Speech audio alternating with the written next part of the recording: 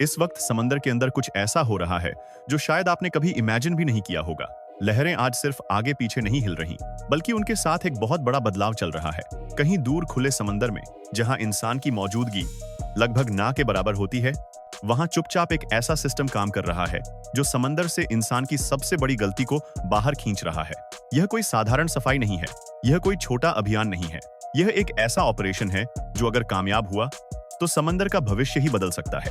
अब जरा खुद से पूछिए, अगर समंदर में फैला कचरा सिर्फ हटाया ही न जाए बल्कि उसे पूरी तरह बदल दिया जाए तो क्या होगा? अगर जो चीज आज मौत बन चुकी है वही कल संसाधन बन जाए तो? आज की यह कहानी वहीं से शुरू होती है जहां दुनिया के ज्यादातर लोग हार मान चुके थे, लेकिन इसी बीच कुछ इंजीनियर्स ने यह तय किया कि समंदर को मरते हुए चुपचाप नहीं देखा जाएगा। और यहीं से शुरू हुआ एक ऐसा एक्सपेरिमेंट जो इतना बड़ा है कि इसके असर को आने वाले सालों तक महसूस किया जाएगा। इस वीडियो को शुरुआत के बाद बीच में छोड़ देना सिर्फ एक कहानी अधूरी छोड़ना नहीं होगा, यह उस सच से दूर चले जाने जैसा होगा जो आने वाले समय में यह तय करेगा कि समंदर हमारे साथ जिंदा रहेगा या सिर्फ तस्वीरों में बचा रह जाएगा। क्योंकि जो कुछ अभी हो रहा है वह पहले कभी नहीं हुआ और शायद दोबारा होने का मौका भी नहीं मिलेगा। लेकिन आगे बढ़ने से पहले आपसे एक छोटी सी गुजारिश है, अगर आप हमारे चैनल पर नए हैं तो इसे सब्सक्राइब जरूर कर लें और अगर वीडियो अच्छा लगे तो लाइक करना मत भूलिएगा। समंदर में प्लास्टिक का संकट जो दिखता कम है लेकिन मारता ज्यादा है। समंदर में फैला प्लास्टिक आज सिर्फ गंदगी नहीं है बल्कि एक साइलेंट किलर बन चुका है। बोतलें, थैलियां, पैकेजिंग और टूटे हुए जाल, ये सब मिलकर धीरे धीरे समुद्री जीवन को खत्म कर रहे हैं। यह प्लास्टिक सालों तक पानी में रहता है, टूटता नहीं बल्कि छोटे छोटे टुकड़ों में बंटकर माइक्रो प्लास्टिक बन जाता है।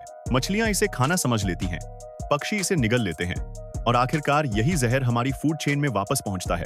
नॉर्थ पैसिफिक गायर और गल्फ ऑफ थाईलैंड जैसी जगहें आज फ्लोटिंग प्लास्टिक के विशाल मैदान बन चुकी हैं, जहां समंदर अपनी ही गंदगी में घिरा हुआ है। सबसे खतरनाक बात यह है कि यह संकट धीरे धीरे बढ़ता है। यह एक दिन में तबाही नहीं मचाता बल्कि हर दिन थोड़ा थोड़ा नुकसान करता है। यही वजह है कि सालों तक इसे गंभीरता से नहीं लिया गया और जब दुनिया को इसका एहसास हुआ तब तक समंदर के कई हिस्से पहले ही दम तोड़ चुके थे। अमेरिका, जहां समस्या से भागने के बजाय समाधान बनाया गया। इसी डरावनी सच्चाई के बीच यूनाइटेड स्टेट्स में कुछ इंजीनियर्स और एनवायरमेंटल एक्सपर्ट्स ने यह मानने से इनकार कर दिया कि यह समस्या बहुत बड़ी है और अब कुछ नहीं हो सकता। उन्होंने सिर्फ सफाई की बात नहीं की बल्कि एक पूरा सिस्टम डिजाइन किया, एक ऐसा सिस्टम जो समंदर से कचरा निकाले, उसे प्रोसेस करे और फिर उसे दोबारा काम का रिसोर्स बना दे। यही सोच इस पूरी टेक्नोलॉजी ड्रिवन रेवोल्यूशन की नींव बनी। यह अप्रोच सिर्फ एनवायरनमेंट के लिए नहीं बल्कि फ्यूचर प्लानिंग के लिए भी एक मजबूत संकेत है, क्योंकि यह बात सिर्फ नुकसान कम करने की नहीं है बल्कि बीती हुई गलती को सुधारने की है। जहां से सफाई शुरू होती है, खुले समंदर के सबसे गंदे इलाके। इस सिस्टम का पहला कदम होता है सही जगहों को चुनना। नॉर्थ पैसिफिक जायर, जहां सालों से प्लास्टिक जमा होता जा रहा है, और गल्फ ऑफ थाईलैंड जैसे इलाके इस ऑपरेशन के मेन फोकस बने। यहाँ specially designed clean up vessels भेजे जाते हैं। इन जहाजों का मकसद सिर्फ कचरा उठाना नहीं होता बल्कि ऐसा करना होता है कि समुद्री जीवन को कम से कम नुकसान पहुंचे। यहाँ काम करना आसान नहीं होता। तेज लहरें, बदलता मौसम और लगातार हिलता हुआ पानी इस काम को बेहद चैलेंजिंग बना देता है। फिर भी यह सिस्टम बिना रुके काम करता रहता है। क्लीन अप वेसल्स, समंदर के बीच चलती हुई फैक्ट्रियां। ये क्लीन अप वेसल्स आम जहाजों जैसे नहीं होते। इनमें फ्लोटिंग बैरियर्स, कन्वेयर सिस्टम्स और मैकेनिकल आर्म्स लगे होते हैं जो पानी की सतह पर फैले प्लास्टिक को धीरे धीरे अपनी तरफ खींचते हैं। खास बात यह है कि ये जहाज समंदर की ही लहरों और करंट्स का इस्तेमाल करते हैं ताकि कम एनर्जी में ज्यादा कचरा इकट्ठा किया जा सके। इस तरह सफाई भी होती है और इकोसिस्टम डिस्टर्ब भी नहीं होता। इन जहाजों को इस तरह डिजाइन किया गया है कि मरीन एनिमल्स इनसे खुद ब खुद दूरी बना लें। इसका मतलब यह है कि सफाई के साथ सुरक्षा का भी पूरा ध्यान रखा जाता है। समंदर से जमीन तक कचरे का अगला सफर। जब ये जहाज भर जाते हैं तो कलेक्टेड वेस्ट को शोर पर बने प्रोसेसिंग सेंटर्स तक लाया जाता है। यहाँ सबसे पहले प्रिलिमिनरी सॉर्टिंग होती है। बड़े टुकड़े, धातु, लकड़ी और नॉन रिसाइक्लेबल चीजों को अलग किया जाता है। इसके बाद प्लास्टिक को इंटेंसिव वॉशिंग प्रोसेस से गुजारा जाता है ताकि नमक, शैवाल और बायो कंटामिनेशन पूरी तरह हट जाए। यह स्टेप बहुत जरूरी होता है क्योंकि समंदर से निकला प्लास्टिक काफी जहरीला हो सकता है।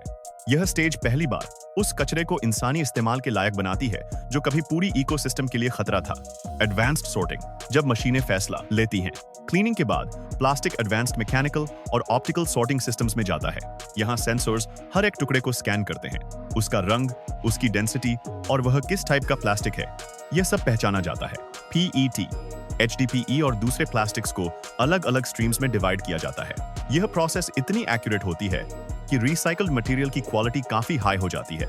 यहाँ इंसान की आंख से ज्यादा टेक्नोलॉजी पर भरोसा किया जाता है, क्योंकि छोटी सी गलती भी पूरी बैच को खराब कर सकती है। ग्रैन्युलेशन और पेलेटाइजिंग, कचरा बन जाता है संसाधन। अब प्लास्टिक को छोटे छोटे फ्लेक्स में काटा जाता है, जिसे ग्रैन्युलेशन कहा जाता है। ये फ्लेक्स एक्सट्रूजन मशीन्स में मेल्ट होकर यूनिफॉर्म पेलेट्स में बदल जाते हैं। यही पेलेट्स आगे चलकर इंडस्ट्रीज के लिए रॉ मटेरियल बनते हैं। इस स्टेज पर प्लास्टिक पूरी तरह से वेस्ट नहीं रहता, बल्कि एक वैल्यूएबल रिसोर्स बन जाता है। यही वह पल होता है जहां समंदर का बोझ इकोनॉमी का हिस्सा बन जाता है। नई चीजों की शुरुआत, प्लास्टिक की दूसरी जिंदगी। इन रिसाइकल्ड पेलेट से नई plastic bottles, packaging materials, textile fibres और कई इंडस्ट्रियल प्रोडक्ट्स बनाए जाते हैं। रिसाइकलिंग के दौरान जो मेटल्स निकलते हैं, उन्हें भी अलग करके रीयूज किया जाता है। मतलब सिस्टम में लगभग कुछ भी बेकार नहीं जाता। यही सर्कुलर इकोनॉमी का असली मतलब है। एनर्जी और एनवायरनमेंट, सफाई से कहीं ज्यादा फायदा। इस पूरी प्रोसेस का फायदा सिर्फ समंदर को नहीं मिलता।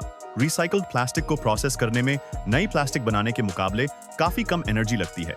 इससे ग्रीन हाउस गैस एमिशंस भी कम होती हैं। यानी एक ही सिस्टम से ओशन प्रोटेक्शन और क्लाइमेट प्रोटेक्शन दोनों पॉसिबल हो जाते हैं। सर्कुलर ओशिया एंड इकोनॉमी, जहां कचरा खत्म नहीं होता, घूमता रहता है। इस पूरे मॉडल का फाइनल गोल है सर्कुलर ओशन इकोनॉमी बनाना। मतलब प्लास्टिक को यूज एंड थ्रो से निकालकर सर्कुलर लूप में लाना। समंदर से निकला प्लास्टिक इंडस्ट्रीज में जाता है, प्रोडक्ट्स बनते हैं और वेस्ट बनने से पहले ही सिस्टम में वापस आ जाता है। यह अप्रोच एनवायरनमेंट और इकोनॉमी दोनों के लिए सस्टेनेबल है। चुनौतियां, रास्ता आसान नहीं है। यह टेक्नोलॉजी पावरफुल जरूर है, लेकिन आसान नहीं। क्लीन अप ऑपरेशंस एक्सपेंसिव हैं, मशीन्स की मेंटेनेंस जरूरी है और हर प्लास्टिक रिसाइकल नहीं हो सकता। ग्लोबल कोऑर्डिनेशन और पॉलिसीज की भी जरूरत होती है। लेकिन इसके बावजूद यह सिस्टम यह साबित करता है कि अगर सोच बड़ी हो तो समाधान भी उसी स्तर के बन सकते हैं। एक भारतीय नजरिया, यह कहानी हमें क्या सिखाती है? अगर हम अपने आसपास देखें तो नदियों, तटों और समंदर के किनारों पर प्लास्टिक पोल्यूशन एक आम नजारा बन चुका है। यह कहानी हमें सिखाती है कि सफाई और रिसाइकलिंग को अलग अलग नहीं, बल्कि एक इंटीग्रेटेड सिस्टम की तरह देखना चाहिए। टेक्नोलॉजी, अवेयरनेस और पार्टिसिपेशन के साथ कचरे को समस्या से समाधान में बदला जा सकता है। यह अप्रोच पर्यावरण की रक्षा के साथ साथ रोजगार और इनोवेशन के रास्ते भी खोल सकती है। समंदर को एक और मौका। यह कहानी सिर्फ मशीन्स और शिप्स की नहीं है, यह सोच बदलने की कहानी है। प्लास्टिक को सिर्फ कचरा नहीं, बल्कि जिम्मेदारी और संसाधन की तरह देखने की जरूरत है। अगर हम आज सही फैसले लेते हैं तो आने वाली पीढ़ियों को साफ समंदर, सुरक्षित जीवन और बेहतर भविष्य मिल सकता है। सवाल सिर्फ इतना है, क्या हम इस बदलाव का हिस्सा बनने के लिए तैयार हैं? दोस्तों, उम्मीद है आपको हमारा आज का ये वीडियो पसंद आया होगा। वीडियो अच्छा लगा हो तो इसे लाइक करना मत भूलिएगा और अगर आप हमारे चैनल पर पहली बार आए हैं तो इसे सब्सक्राइब जरूर कर लीजिएगा।